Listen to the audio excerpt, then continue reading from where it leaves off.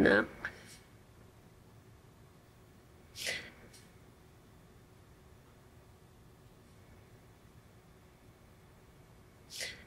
Alam mo naman, di ba, masakit para sa akin na parusahan ang mga anak mo. Dahil mahal na mahal ko rin sila. Pero kailangan silang matuto. Matuto silang pahalagahan kung ano mga inilaan natin para sa kanila.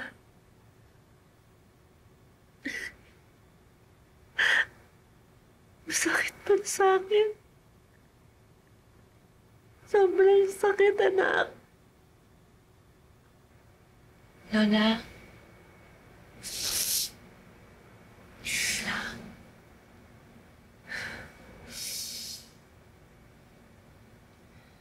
Sige lang. Ilabas niyo lang po yung sama ng loob niyo.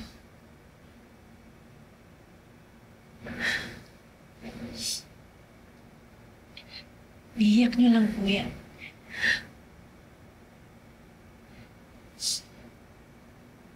Para naman po mabawasan yung bigat na tinitinan niyo.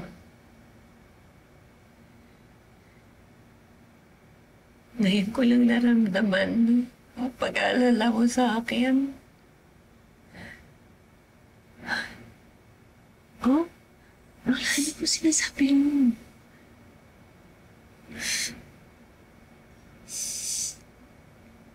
Alam ko naman eh. Pera ko lang ang habol mo.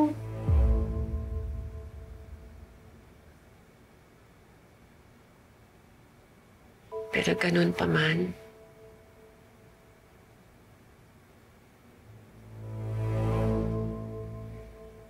mahal na mahal kita. Joanna. Mahal na mahal kita, apo ko. Lola, hindi po ako si Joanna.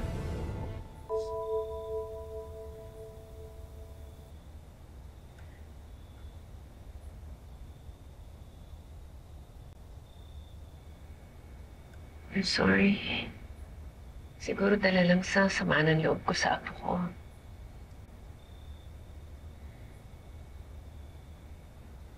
Lola, naiintindihan ko po. Mabuti po siguro kung nagpapahinga na kayo. But I hope and pray na sana sa mga darating na mga araw, hindi na po kayo biguin ng mga apo niyo. Sana, hindi na rin kayo paiyakin ni Joanna.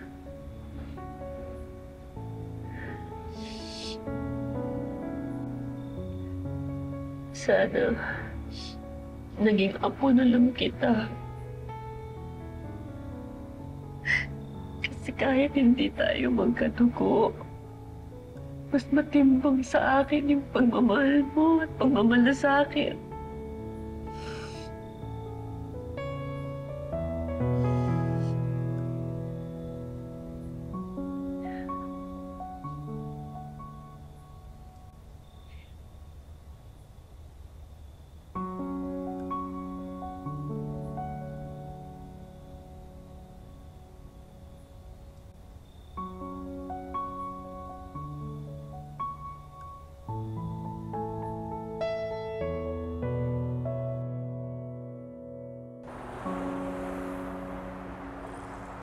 Grabe ka na talaga, Joanna. Nadamay ako sa parusa mo, tapos binigyan ka pa ni Mama pang ride-in. Samantalang nandito ako ngayon, hirap na hirap. Ay, nako. Saan mo sasakay?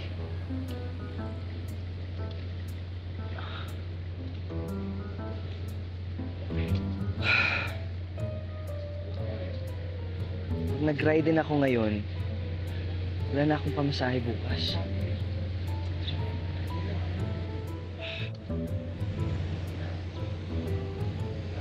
Ayan.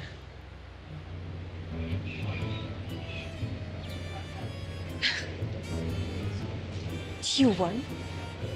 Kaya niya kayo mag-commute? Kasi si Joanna.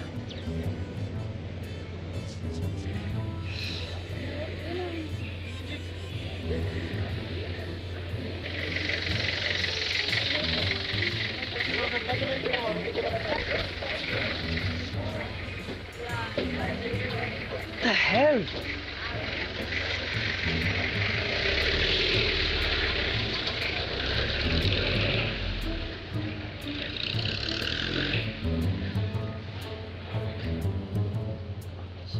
Jeep.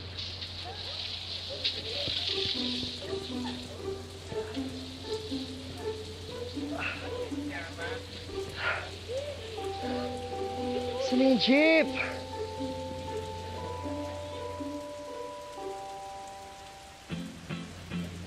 Sabay ka na sa akin.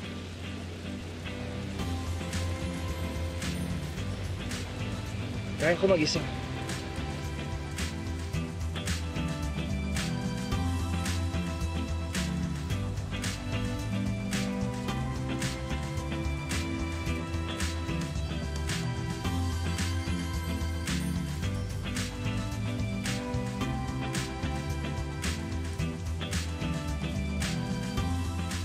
Sigurado ka bang kaya mo mag-isa?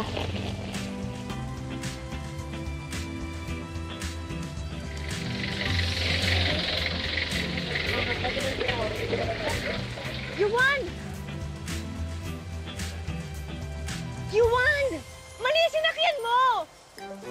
Yuan! Yuan, mali yung nasakyan mo! Yuan!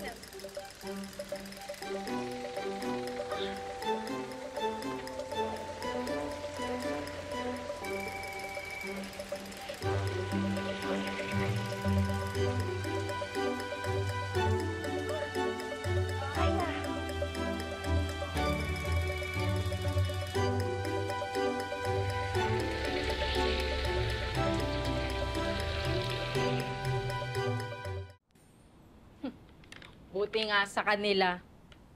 Ang bilis talaga ng karma.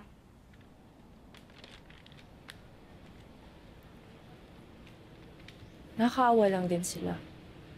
Kasi yung nasanay sila sa masarap na buhay, tapos just like that, biglang mawawala lahat ng meron sila. Alam mo yun, yung parang nangyari sa akin. Ito naman. Ano? Relate na relate? Magkaiba naman kayo, sis. Ikaw, hindi mo kasalanan kung bakit ka naghirap. Yung mga yon, deserve.